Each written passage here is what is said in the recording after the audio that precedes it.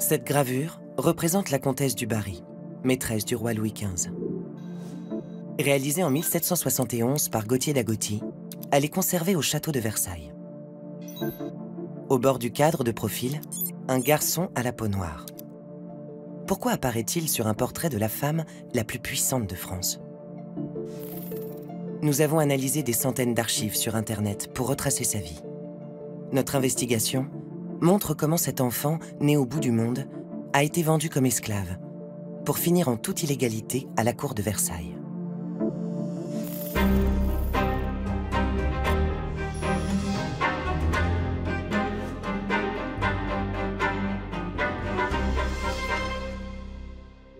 Sur le site internet du château de Versailles, où l'œuvre est conservée, la notice donne un premier indice sur ce personnage. Son nom, Zamore. Mais qui est-il? Quand il est représenté sur cette gravure aux côtés de la favorite du roi Louis XV, la comtesse du Barry, elle réside au château de Versailles, dans ses 350 mètres carrés, considérés comme les plus raffinés du palais.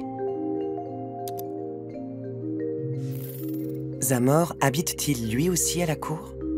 Et quel est son rôle auprès de la comtesse? C'est aux archives départementales de Paris que nous retrouvons la première trace de sa présence en France. Son certificat de baptême, daté de 1772, nous apprend qu'il se nomme plus exactement Louis-Benoît Zamore et qu'il est âgé d'environ 10 ans. La mention « attachée à Madame du Barry » indique que cet enfant fait partie de ses serviteurs. Aucune précision en revanche sur le lieu de naissance de Zamore. Il est simplement qualifié de nègre.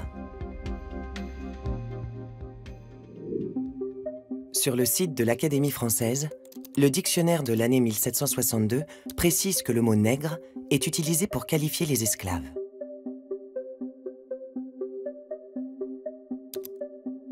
Sur Gallica, le site numérique de la Bibliothèque nationale de France, nous analysons la biographie de Madame du Barry, écrite par l'historien Charles Vatel, qui précise les origines de Zamore. Zamore n'était pas un nègre à proprement parler. C'était un homme de couleur, né dans l'Inde, au Bengale.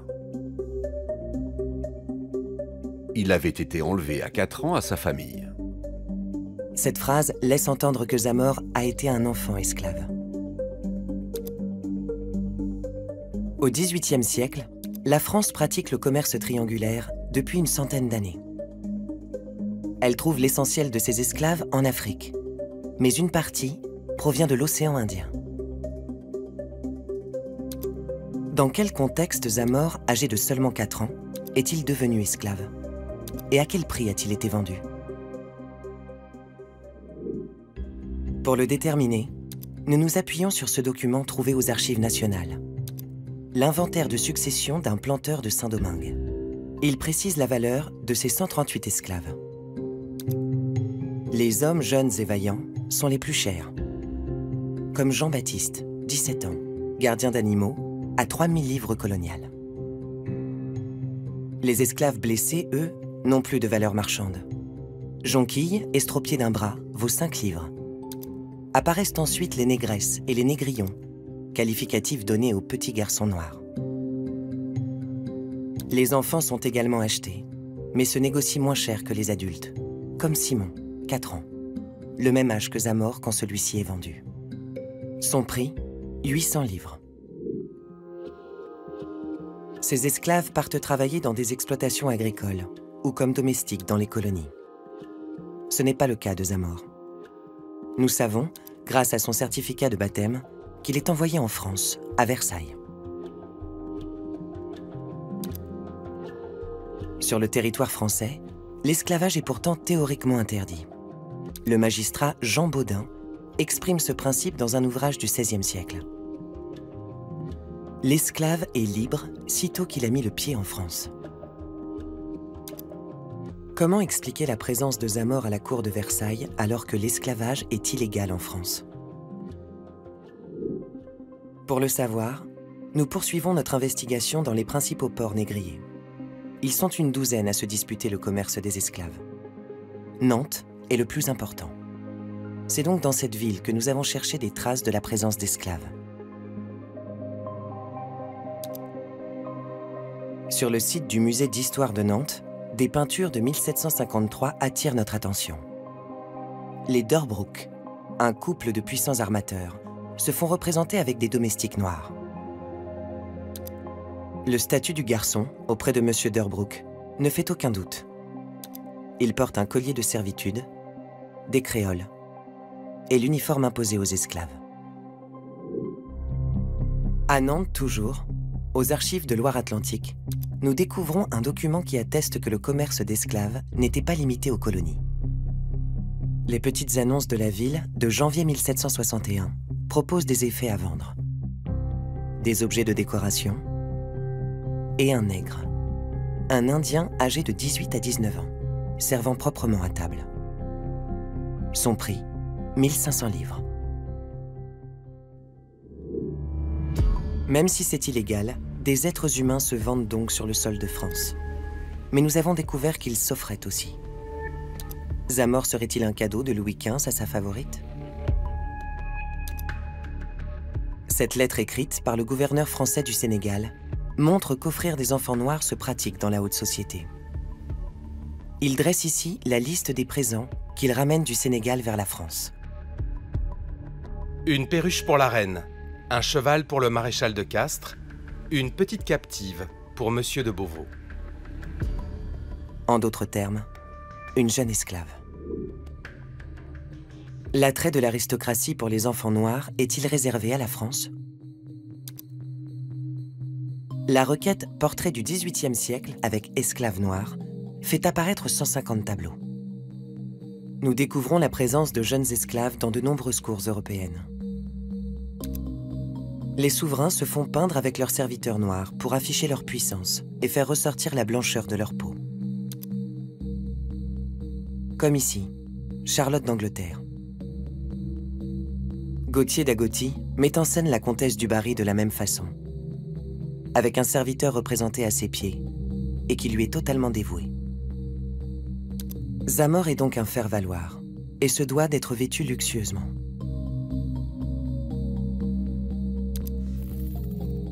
Dans les livres de contes de Madame du Barry, de nombreuses factures de tailleurs mentionnent des costumes pour Zamore. La comtesse commande aussi un bonnet à plumes pour souligner ses origines exotiques.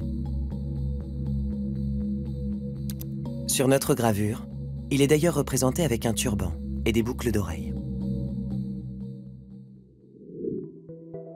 Les factures de la du Barry font aussi apparaître l'achat d'un portrait de Zamore au plus célèbre peintre de cour de l'époque, François Hubert Drouet. En ligne, impossible de retrouver la trace de ce tableau. Les seuls résultats sur Zamore sont ces deux portraits. L'un exposé aux États-Unis, en Floride, l'autre au musée Carnavalet, à Paris. Le site du musée parle d'un portrait présumé. Aucune preuve n'atteste donc qu'il s'agit bien de Zamore. La notice évoque le tableau du peintre François Hubert Drouet, celui commandé par la comtesse du Barry. Le musée nous renvoie à une revue d'art qui a publié la seule trace de ce portrait. Nous savons, grâce au conte de la du Barry, qu'il s'agit cette fois d'une représentation authentique de Zamore. Pourquoi l'histoire de l'art cherche-t-elle à attribuer plusieurs portraits à Zamore, un simple domestique? Aurait-il joué un rôle majeur au XVIIIe siècle? En 1774, Louis XV meurt. Louis XVI prend sa succession. Madame du Barry est chassée de la cour. La comtesse s'installe au château de Louveciennes.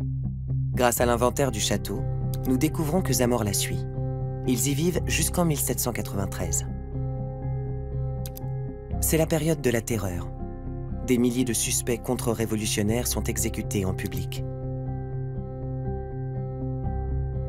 Septembre de la même année, Madame du Barry est arrêtée et emprisonnée. Son procès s'ouvre devant le tribunal révolutionnaire. Dans ce document, conservé aux Archives nationales, apparaît la liste des témoins à charge. Parmi eux, son serviteur depuis plus de 20 ans, Zamore. Devenu proche des cercles révolutionnaires, Il dénonce les fréquentations monarchistes de la comtesse. La majeure partie des personnes qui venaient chez la du Barry n'étaient pas patriotes. Ces personnes se réjouissaient des échecs qu'éprouvaient les armées de la République. Un témoignage décisif. Le 8 décembre 1793, la du Barry est condamnée à la peine de mort.